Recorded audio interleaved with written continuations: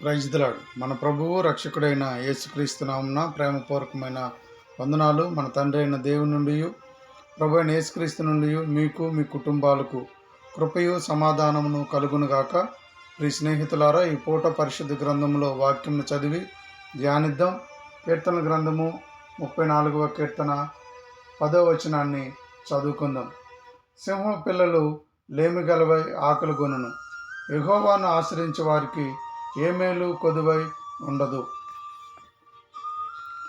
దైవజనుడు ఏలియా దేవుని మాట ప్రకారం కెరేతు వాగు దగ్గర నివాసమున్నాడు.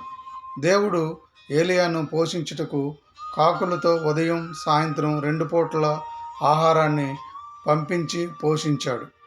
ఇక్కడ మనం గమనించవలసిన విషయం ఏంటంటే, కాకులకు ఆహారం అంటే చాలా ఇష్టం.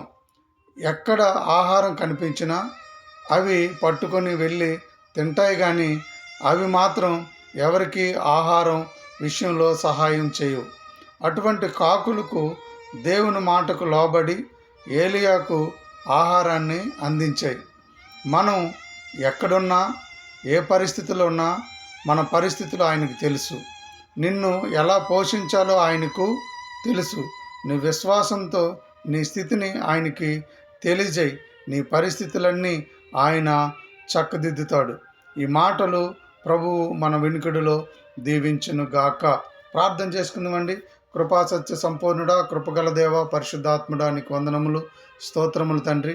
గడిచిన దినములన్నీ నీ కృపతో మమ్మను, మా కుటుంబాలను క్షమించి కాపాడి సంరక్షించి తోడుగా ఉండి ఈ నూతన దినమును మాకు దయకిరీటంగా ఇచ్చినందుకు మీకు వందనములు, స్తోత్రములు తండ్రి.